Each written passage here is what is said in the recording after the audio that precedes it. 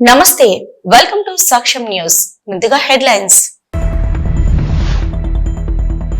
Family digital కార్డులపై సచివాలయంలో సమీక్ష సమావేశం. సమగ్రమైన నివేదిక తయారు చేయాలని అధికారులకు ఆదేశించిన ముఖ్యమంత్రి రేవంత్ రెడ్డి. నటుడు రజనీకాంత్ కు అస్వస్థత, నిలకడగా ఆరోగ్యం ఉందన్న వైద్యులు. బాలీవుడ్ నటుడు గోవిందాకు ప్రమాదం. రివాల్వర్ క్లీన్ చేస్తుండగా మిస్ ఫైర్, కాలికి గాయం. తెలంగాణ తల్లికి ఘోర అవమానం, విగ్రహానికి నిప్పు పెట్టిన దుండగులు. ఫ్యామిలీ డిజిటల్ కార్డులపై సచివాలయంలో సమీక్ష సమావేశం జరిగింది.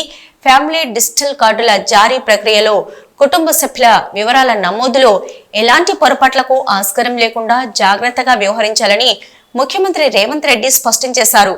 డిజిటల్ కార్డుల కోసం చేపడుతున్న పైలట్ ప్రాజెక్టు ద్వారా వెల్లడి అనుభవాల ఆధారంగా సానుకూల ప్రతికూల అంశాలపై సమగ్రమైన నివేదిక తయారు చేయాలని అధికారులను ఆదేశించారు. ఈ సమావేశానికి మంత్రులు శ్రీనివాసరెడ్డి, కొండా సురేఖ, సీఎం సలహాదారు నరేందర్ రెడ్డి, ప్రభుత్వ ప్రధాన కార్యదర్శి శాంతి కుమారితో పాటు ఉన్నతాధికారులు పాల్గొన్నారు. నటుడు రజనీకాంత్ అస్వస్థతకు గురయ్యారు. దీంతో హుటాహుటిన చెన్నై అపోలో హాస్పిటల్ కు ఆయనను తరలించారు కుటుంబ సభ్యులు. ప్రస్తుతం ఆయన ఆరోగ్యం నిలకడగా ఉందని అన్నారు వైద్యులు.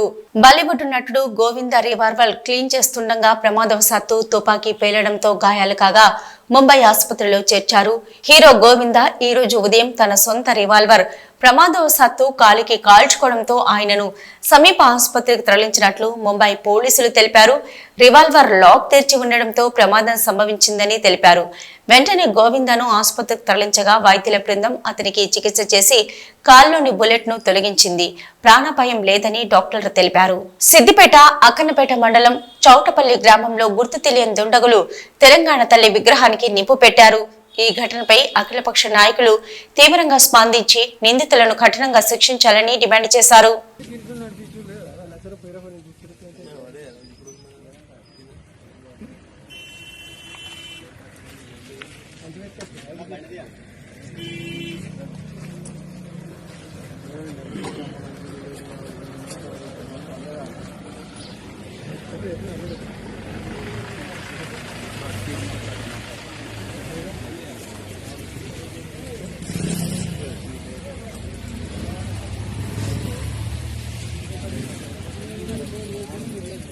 హైదరాబాద్ చైతన్యపురి పోలీస్ స్టేషన్ పరిధిలోని అల్కాపురి రోడ్ నంబర్ 8 లో కిరాణా షాప్ కు వెళ్లి వస్తున్న లక్ష్మీ సుజాత అనే వృద్ధురాలి మెడలో నుంచి 2.5 లక్షల విలువ చేసే 3 తులాల నాను గొలుసును తెంపుకొని బైక్ పై పరారయ్యాడు చైన్ స్నాచర్లు. ఇక బాధితురాలు ఫిర్యాదు మేరకు కేసు నమోదు చేసుకుని సీసీ కెమెరాలు ఆధారంగా దర్యాప్తు చేపట్టారు చైతన్యపురి పోలీసులు.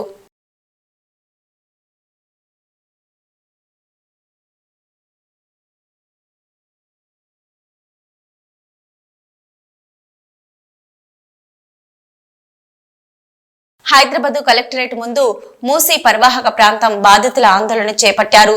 మా నివాసాలను పడగొట్టి మాకు నిల్వ నీడలేకుండా ప్రభుత్వం చేస్తుందని, మాకు న్యాయం జరిగే వరకు పోరాటం ఆగదని బాధితులు చెప్తున్నారు.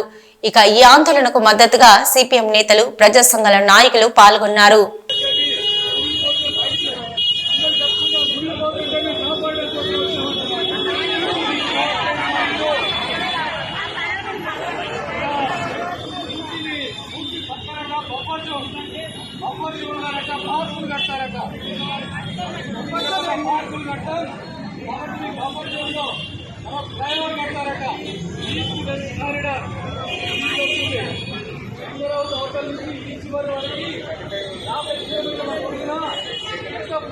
నీకు దమ్ముంటే ముందు పర్మిషన్ ఇచ్చి వాళ్ల మీద చర్యలు తీసుకో అంటూ రేవంత్ రెడ్డికి సవాల్ విసిరారు మాజీ మంత్రి కేటీఆర్. ఆనాడు ఏ అధికారాలైతే పర్మిషన్ ఇచ్చారో వాళ్ల మీద చర్య తీసుకోవాలని డిమాండ్ చేశారు. మేము హైదరాబాద్ లో చెరువులు, వాటి ఎఫ్టీఎల్ బఫర్ జోన్ల గురించి 2016లో జీవో ఇచ్చేదాకా మీ ప్రభుత్వాలు ఎందుకు పట్టించుకోలేదని ప్రశ్నించారు. 50 ఏళ్లుగా నివాసం ఉంటున్న వారిని అర్థాంతరంగా పొమ్మంటే వారు ఎక్కడికి వెళ్తారని ప్రశ్నించారు. నేటి దుస్థితికి కాంగ్రెస్ పార్టీ వారే కారణమన్నారు. ఎక్కడ పడితే అక్కడ పట్టాలు ఇచ్చేశారని, హద్దులు చూడలేదని, ఎఫ్టీఎల్ చూడలేదని, బఫర్ జోన్ చూడలేదని అడ్డగోలుగా రిజిస్ట్రేషన్ చేసుకునేలా ప్రోత్సహించింది కాంగ్రెస్ అన్నారు. కాంగ్రెస్ వాళ్ళు కనుగోలు గారు కొత్త టీం పెట్టిందట 500 మందిని. పెట్టి ప్రచారం ఎట్లాంటి వీళ్ళంతా ఆక్రమణదారులు, వీళ్ళందరూ కూడా ఎఫ్టీఎల్లో కట్టినరు, బఫర్ జోన్లో కట్టినరు. అంటే మరి ఇన్ని రోజులు గుడ్డి గుర్రాల పనులు తోమినరా మీ ప్రభుత్వాలు? గతంలో కాంగ్రెస్ ప్రభుత్వాలు 50 ఏళ్ళ మీ నిర్వాహకమే కదా ఇవాళ వాళ్ళందరూ ఇంత అవస్థలు పడ్డానికి కారణం. 50 ఏళ్లలో ఎన్నడన్నా పట్టించుకున్నారు? ఇగో ఇది 2016లో మా ప్రభుత్వం వచ్చిన తర్వాత ఫస్ట్ టైం హైదరాబాద్లో చెరువులు, వాటి యొక్క ఎఫ్టీఎల్లు, వాటి బఫర్ జోన్లు డ్రా చేస్తూ ఫస్ట్ టైం ఒక జీవో ఇచ్చిన ప్రభుత్వం మా ప్రభుత్వం 2016లో. అంటే అదివరకు 1956 నుంచి 2016 వరకు, అంటే సరిగ్గా 60 ఏళ్ళు ఒక్కరంటే ఒక్క ప్రభుత్వం కాంగ్రెస్ ఉన్నా, మిగతా ప్రభుత్వాలున్నా కనీసం వాటి బౌండరీస్ కూడా డ్రా చేసే ప్రయత్నం చేయలేదు. ఎట్లా వస్తే అట్లా పట్టాలు ఇచ్చారు, రిజిస్ట్రేషన్లు చేశారు, ఎఫ్టీఎల్ చూడలేదు, బఫర్ చూడలేదు, ఏది చూడలేదు, కట్టిపారేసిండ్రు, ఇచ్చి పారేసిండ్రు. ఈరోజు ఇప్పుడు 2024 సంవత్సరంలో వచ్చి మీరు ఆక్రమణదారులు, మీరు తప్పు చేసిండ్రు. నేను అడుగుతా ఉన్నా, మీకు దమ్ముంటే చేత అయితే మొదలు ఎవరైతే పర్మిషన్ ఇచ్చిండ్రో వాళ్ళ మీద చర్య తీసుకోవాలి. హైకోర్టు కూడా అదే చెప్పింది కదా. ఎవరైతే పర్మిషన్ ఇచ్చిండ్రో ఆనాడు, ఎవరైతే అధికారులు, ఎవరైతే ఆనాడున్న ప్రభుత్వాలు, ఎవరెవరైతే ఈ ఆక్రమణలను, మీరు ఈరోజు ఆక్రమణలు అంటున్నారు కదా, వాటిని ప్రోత్సహించిన వాళ్ళు ఉన్నారో మీ ప్రభుత్వాలే గతంలో, వాళ్ళ మీద చర్య తీసుకో. ఎందుకు మరి మేము 2016లో వచ్చి ఈ జీవో ఇచ్చేదాకా ఎందుకు మీ ప్రభుత్వాలు ఎన్నడూ పట్టించుకోలేదని నేను అడుగుతా ఉన్నా.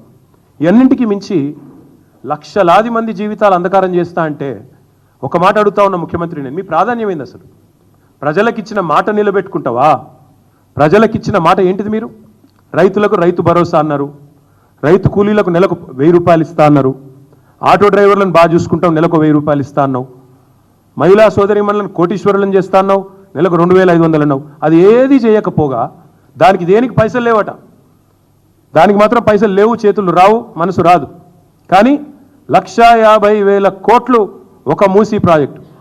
నేను ఒకటి అడుగుతా ఉన్నా, మూసీ తూర్పు గోదావరి జిల్లా రాజమహేంద్రవరం కొంతమూరులోని ఎన్టీఆర్ సంజీవిని ఆరోగ్య రథాన్ని ప్రారంభించారు ముఖ్యమంత్రి సత్యమణి నారా భువనేశ్వరి. అనంతరం నారా భువనేశ్వరి మాట్లాడుతూ రాష్ట్ర వ్యాప్తంగా ఈ వైద్య సేవలను విస్తరించనున్నట్లు తెలిపారు. ఈ కార్యక్రమంలో శాసనసభ్యులు గోరంట్ల బుచ్చయ్య చౌదరి నారా భువనేశ్వరి వెంట ఉన్నారు. ఎన్టీఆర్ ట్రస్ట్ ద్వారా ఆరోగ్య రథం అనేది ప్రారంభించాము. అది ఇప్పుడు సాలూర్ అట్లాంటి ట్రైబల్ ఏరియాస్లో మేము అది తీసుకెళ్తున్నాం. ఎందుకంటే మీకు అందరికీ తెలుసు, ఆ ట్రైబల్ ఏరియాస్ కానీ కొన్ని చోట్లలో గిరిజన సెంటర్లో ఆ వైద్య సదుపాయాలు దొరకవు, డాక్టర్లు గారు ఉండరు. ఈ బస్సు మేము ఒక సిస్టమ్ అనేది మేము పెట్టాము. రోజు ఆ బస్సు ఎక్కడికి వెళ్తుంది, ఆ ట్రైబల్ ఏరియాకి ఎంతమందికి వాళ్ళు వైద్యులు అందించారు, ఎంత గిరిజన ప్రాంతంలో ఎంత ఉచిత మందులు కూడా ఇచ్చారు ఆ ప్రజలకు అనేది మేము మానిటర్ చేస్తాం హెడ్ ఆఫీస్ నుంచి. అంత సిస్టమ్స్ అనేది ఎస్టాబ్లిష్ అయ్యి ఉందండి. పోలవరం, రంపచోడవరం అన్ని ఆలోచించే మేము ముందుకు తీసుకెళ్తున్నాం. ఇక్కడ ఉండే ఈ రాజమండ్రిలో కూడా ఇప్పుడు ఈ ఆరోగ్య రథం అనేది ప్రారంభోత్సవం చేస్తున్నాము. దానికి మన డాక్టర్ రవిరామ్ గారి ఆయన కాంట్రిబ్యూషన్తో ఆరోగ్య రథం ముందుకు తీసుకెళ్లి ఏజెన్సీ ప్రాంతాల్లో కూడా తప్పకుండా అది వెళ్తుంది. అలానే బ్లడ్ సెంటర్స్, తర్వాత న్యూట్రిఫుల్ యాప్ అనేది ఇప్పుడు కొత్తగా మేము మొదలుపెట్టాం. అది ఇంకా యాక్టివేట్ చేసి ప్రజలు అందుబాటులో ఉంటుంది. అది ఫ్రీగా యూజ్ చేస్తున్నారు ఇప్పుడు వాడే ప్రజలు. స్వలాభం కోసం పవిత్రమైన తిరుపతి లడ్డూపై నింద వేశాడు చంద్రబాబు నాయుడు అంటూ మండిపడ్డారు మాజీ మంత్రి ఆర్కే రోజా.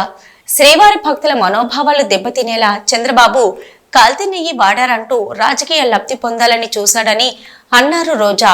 ఎటువంటి విచారణ చేయకుండా 2ND ఒపీనియన్ తీసుకోకుండా కల్తీ జరిగిందని ఎలా ప్రకటించారని సీఎం చంద్రబాబుపై సుప్రీంకోర్టు ఆగ్రహం వ్యక్తం చేసిన విషయాన్ని ఆమె ప్రస్తావించారు.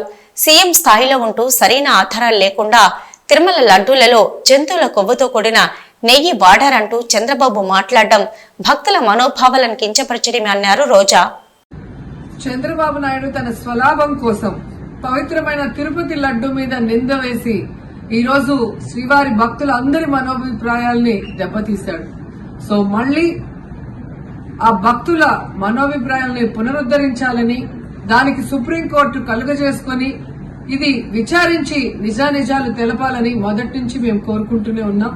ఈ రోజు సుప్రీంకోర్టు ఈ కేసుని మరి స్వీకరించడం జరిగింది.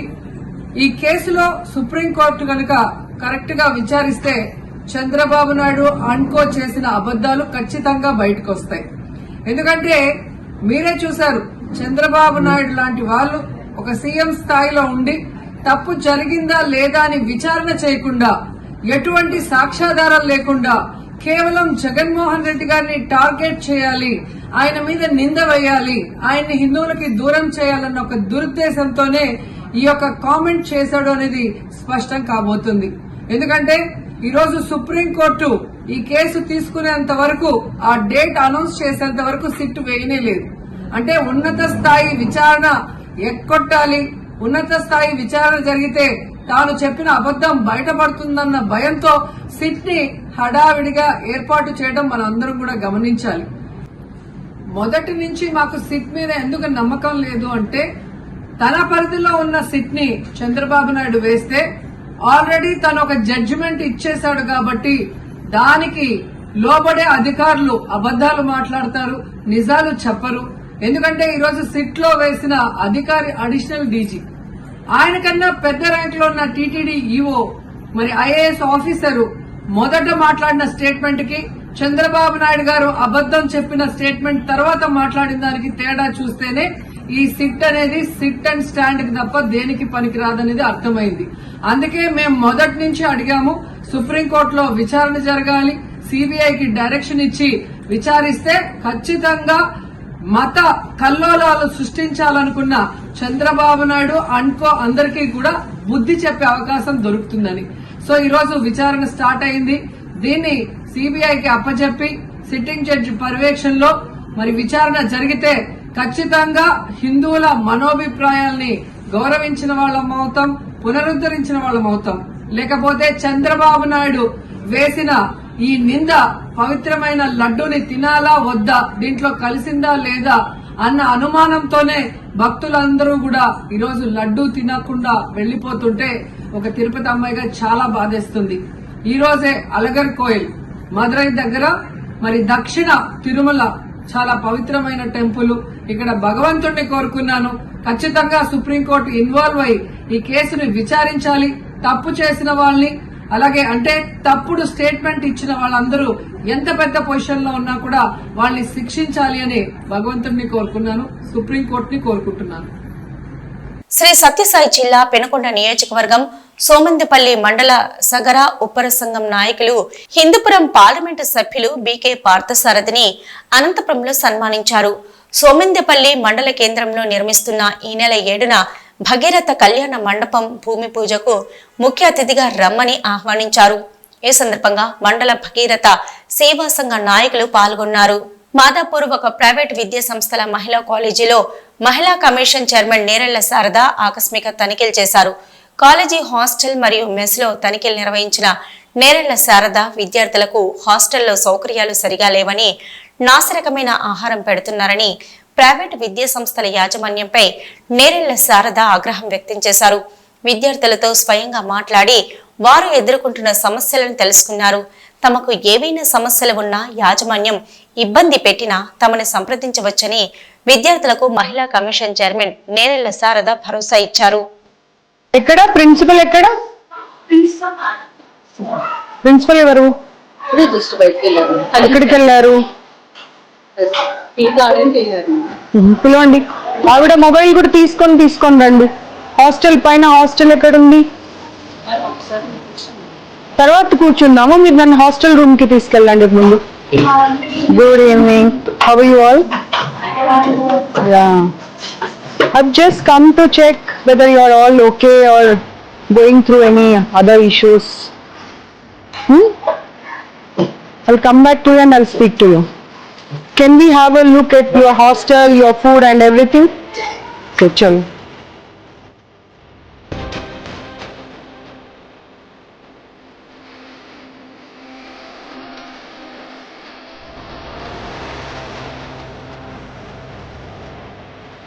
None of the student is happy.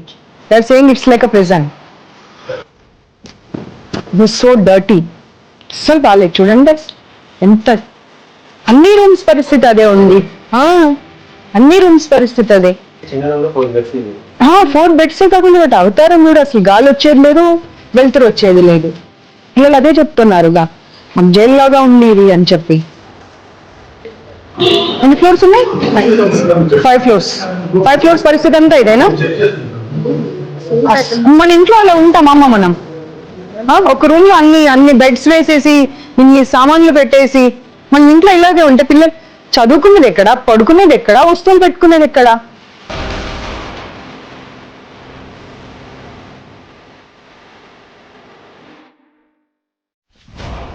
అక్కడ మీరు ఏసీ రూమ్, విండో క్లోజ్ అన్నారు, ఇక్కడైతే అసలు విండో కూడా లేదు కదమ్మా. ఎగ్జాస్ట్ ఫ్యాన్ ఏదమ్మా? ఒక్క రూమ్ లో అయినా ఎగ్జాస్ట్ ఫ్యాన్ ఉందమ్మా? You have to give the provisions, not the reasons. Where is the exhaust fan? నలుగురు పిల్లలకి ఇచ్చిన రూమ్ లో గాలి వెళ్తురు ఉండదు, బాత్రూమ్ లో ఎగ్జాస్ట్ ఫ్యాన్ ఉండదు, ఒక చిన్న గీజర్ పెట్టి పడేశారు, అది కూడా. How people will stay? ఇక్కడ వచ్చి చూడు, అదంతా లీకేజ్, కంప్లీట్ లీకేజ్. బులాలు ఇద్దరు. అమ్మ వీళ్ళు మనుషుల పశువుల? అమ్మ ఒక్క సమాధానం ఇవ్వమ్మ నాకు. వీళ్ళు మనుషుల పశువుల?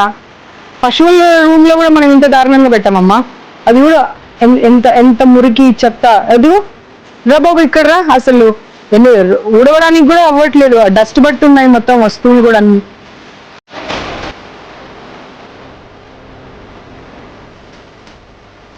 టోటల్ ఇన్ఫర్మేషన్ తో వచ్చాను సార్, నేను ఏదో ఊరికే వేగ్గా రాలేదు.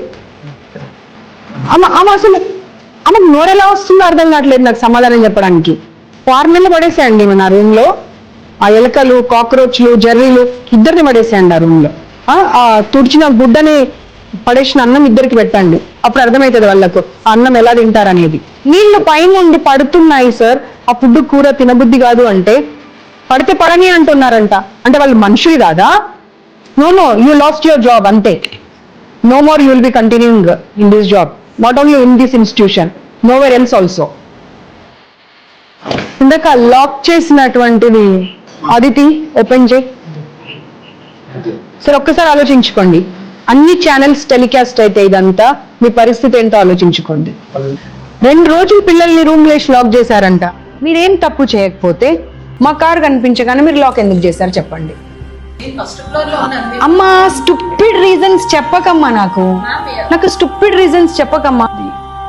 181 any number, you have any problem.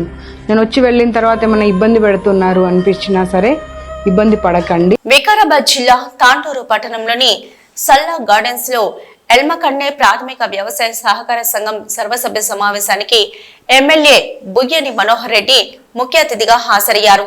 అలాగే యాలాల్ మండల కేంద్రంలో ప్రాథమిక వ్యవసాయ సహకార సంఘం పిఎస్సిఎస్ నూతన కార్యాలయ భవనాన్ని ప్రారంభించి అనంతరం ప్రాథమిక వ్యవసాయ సహకార సంఘం పిఎస్సిఎస్ సర్వసభ్య సమావేశంలో పాల్గొన్నారు.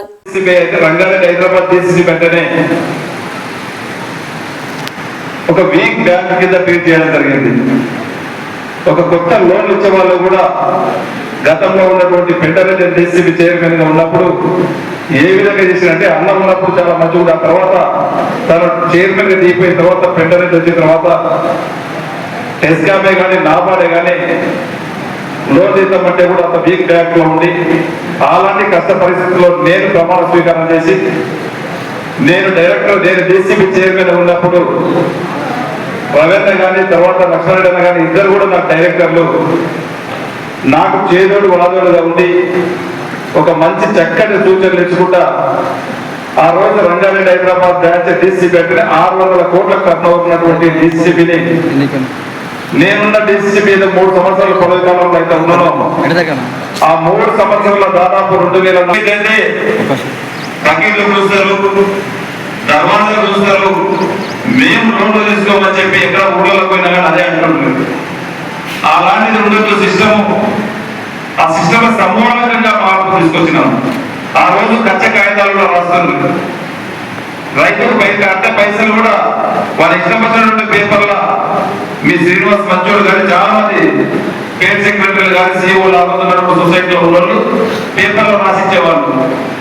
వాళ్ళ ఇష్టం ఉన్నప్పుడు వాళ్ళకి పైసలు ఉన్నప్పుడు మళ్ళీ జమ చేసేది బ్యాంకులలో, ఆ సొసైటీలలో.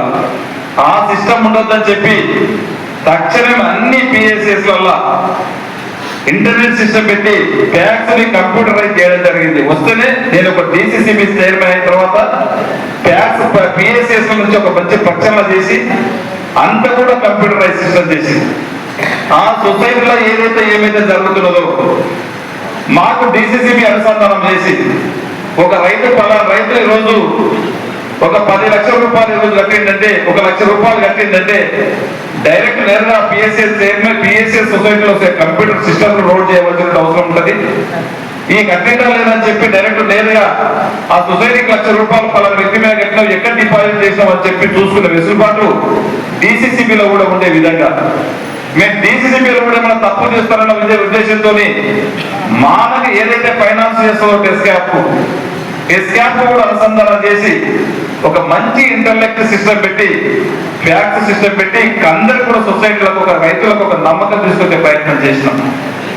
ఆ ప్రయత్నంలో భాగంగానే ఈరోజు తక్కువ కాలంలో 600 కోట్ల ఉన్నటువంటి సొసైటీని డిసిసిబిని 3 సంవత్సరాల్లోనే 2000 కోట్లకు తీసుకుపోయినామంటే మన ఉమ్మడి రంగారెడ్డి జిల్లా రైతాంగం కోఆపరేట్ చేసుకోం కానివ్వండి. ఆ రోజు నేను చైర్మన్ గా ఉన్నప్పుడు వీళ్ళందరూ కూడా ఉన్న డైరెక్టర్లు అందరూ కూడా కోఆపరేట్ చేస్తే వాళ్ళ సహకారంతో తీసుకోవడం జరిగింది. మనకు ఆ రోజు జిల్లాలో 30 బ్రాంచులు ఉండే. మీ తాండూరులో ఒక బ్రాంచ్ ఉన్నది, మన తాండూరులో ఒక బ్రాంచ్ ఉన్నది. ఆ రోజు ఒక బ్రాంచ్ సరిపోదు, నేను వచ్చిన తర్వాతనే ఖచ్చితంగా లక్షణపూర్లో కూడా ఒకటి పెట్టాలని చెప్పి ఆ రోజు ఒక బ్రాంచ్ కూడా కొత్తది ఈరోజు మన తాండూరులో ఒక ప్రపోజల్ తీసుకున్నాం.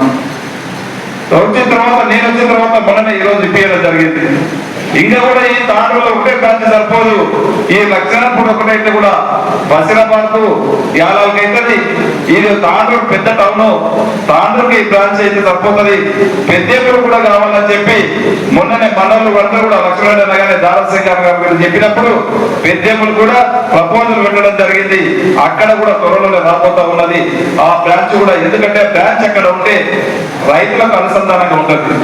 ఈ రోజు చెప్తా ఉన్నాడు, నేను 21 కోట్ల రూపాయలు ఈరోజు గోల్డ్ లోన్ ఇచ్చామని చెప్పి. అదే అక్కడ ఉన్నటువంటి బ్రాంచ్ ఒక బ్రాంచ్ మనకు పెద్ద ఊళ్ళో ఉన్నట్టుంటే ఆ రైతులకు కూడా బాగుంటుందనే ఉద్దేశంతో ఈ రోజు రేపు మాపు ఈరోజు లక్షానంపూర్లో కూడా ఒక బ్రాంచ్ మనం స్టార్ట్ చేయకపోతా ఉన్నాం. ఆ రైతులకు కూడా అనుసంధానంగా ఉంటుంది. ఈ సొసైటీలో ఈజీగా లోనింగ్ ఎట్లయితే అవుతుందో అక్కడ ఉన్నటువంటి రైతాంగానికి కూడా ఈజీ కావాలా, ఎక్కడ లోన్ తీసుకోవాలన్నా కానీ ఈరోజు తట్టపల్లి లోన్ ఇస్తే బ్యాంక్ వచ్చి చెక్ తీసుకొని పోవాలా. బసిరాబాద్ మైల్వార్లో ఒక చెక్ పాస్ చేసి ఆ మైల్వార్ నుంచి తాండూరుకి వచ్చి బ్రాంచ్ లో చెక్ తీసుకపోవాల్సిన అవసరం ఉంటుంది. అదే మనం ఎక్కడిదక్కడ తీసుకొచ్చి రాకుండా ఇదే పెద్దలో బ్రాంచ్ అయితే వాళ్ళు అక్కడనే తీసుకొచ్చే వెసులుబాటు ఉంటుంది అనే ఉద్దేశంతో వారిని కూడా అక్కడనే ఒక బ్రాంచ్ అక్కడ కూడా త్వరలో తప్పకుండా మన తాండూరులోనే అక్కడ చేయబోతా ఉన్నాం. ఇదే కాకుండా ఈరోజు గతంలో ఎక్కడ కూడా గోడౌన్స్ లేకుండా ఉండేది. ఆ రోజు రైతులు ఎక్కడైనా ఒడ్లు వేసుకోవాలంటే కూడా ఇబ్బంది ఉంటుండే. నాబార్డు వద్ద ఒక మీటింగ్ పెట్టించి నాబార్డు అందరూ కూడా స్టేట్ ఆఫీసర్లు అందరూ కూడా పిలిచి ఆల్ ఇండియా చైర్మన్ చింతల గోవిందరాజు గారు వ్యక్తిలో కూడా ఆల్ ఇండియా చైర్మన్ ఉంటే చైర్మన్ కి మన హైదరాబాద్ పిలిపించి అశోక్ హోటల్లో ఆ రోజు ఉన్నటువంటి జిల్లా మంత్రులందరూ కూడా ఒక దగ్గర చేసి మా డైరెక్టర్లు అందరినీ కూడా ఒక దగ్గర చేసి ఆ రోజు ఉమ్మడి మన డైరెక్టర్లతో పాటు ఉమ్మడి డిసిసిబి చైర్మన్ బ్యాచ్ చైర్మన్ కూడా ఒక దగ్గర చేసి మన ఉమ్మడి జిల్లాలో గోదామ్స్ కట్టాలా, రైతులకు గోదామ్స్ కట్టనే బాగుంటది. ఇప్పుడు ఉత్తమ చెప్పిన మంటారా గోదాం కాకుండా మనకు ఇంకొకటి కోల్డ్ స్టోరేజ్ ఉంటే బాగుంటుందని చెప్పి నేను వచ్చిన తర్వాత దాదాపు 400 కోట్ల రూపాయలతోని తక్కువ వడ్డీకి ఆ సొసైటీల మీద బడన్ పడద్దు, సొసైటీకి ఒక బాధలు కావద్దు, అది గుడిపంట కాకుండా ఒక ఉడలు వచ్చే విధంగా ఉండాలని చెప్పి 10 పైసల వడ్డీకి నాబార్డు వాళ్ళతో డైరెక్ట్ మాట్లాడి మన సొసైటీలకి ఆ రోజు రంగారెడ్డి జిల్లాలో ఉన్నటువంటి సొసైటీలకు అన్నింటినీ కూడా గోడౌన్ చేయాలని ఒక మంచి ఉద్దేశంతో 400 కోట్ల రూపాయలు తీసుకొచ్చి ఇక్కడ కూడా గోదాం ఈరోజు 10 పైసల వడ్డీకి మన దగ్గర ఈ తాండూరు మండలంలో మనం ఇవ్వడం జరిగింది ఒక గోడౌన్. ఇప్పుడే కోల్డ్ స్టోర్ జరిగిండ్రు, అది కూడా ఇప్పుడు నేను చైర్మన్, నేను ఇప్పుడు వైస్ చైర్మన్ గారు ఉన్నారు. ఖచ్చితంగా నాబార్డు స్కీమ్ ఉంది, గతంలో నేను చైర్మన్ గా ఉన్నప్పుడు అది ఇచ్చిన 10 పైసల కొట్టి అది తీసుకొచ్చి ఖచ్చితంగా ఇప్పుడు ఏదైతే ఉత్తమని చెప్పిండో ఖచ్చితంగా కోల్డ్ స్టోరేజ్ అయితే తాండూరులో ఉల్లిగడ్డ ఉంటది, మిర్చి ఉంటది, పసుపు ఉంటది.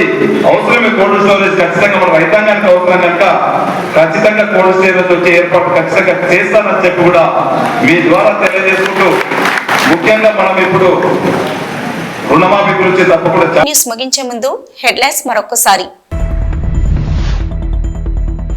ఫ్యామిలీ డిజిటల్ కార్డులపై సచివాలయంలో సమీక్ష సమావేశం. సమగ్రమైన నివేదిక తయారు చేయాలని అధికారులకు ఆదేశించిన ముఖ్యమంత్రి రేవంత్ రెడ్డి. నటుడు రజనీకాంత్ కు అస్వస్థత, నిలకడగా ఆరోగ్యం ఉందన్న వైద్యులు. బాలీవుడ్ నటుడు గోవిందాకు ప్రమాదం, రివాల్వర్ క్లీన్ చేస్తుండగా మిస్ ఫైర్, కాలికి గాయం. తెలంగాణ తల్లికి ఘోర అవమానం, విగ్రహానికి నిప్పు పెట్టిన దుండగులు. ఇవి ఇప్పటివరకున్న అప్డేట్స్. నమస్తే.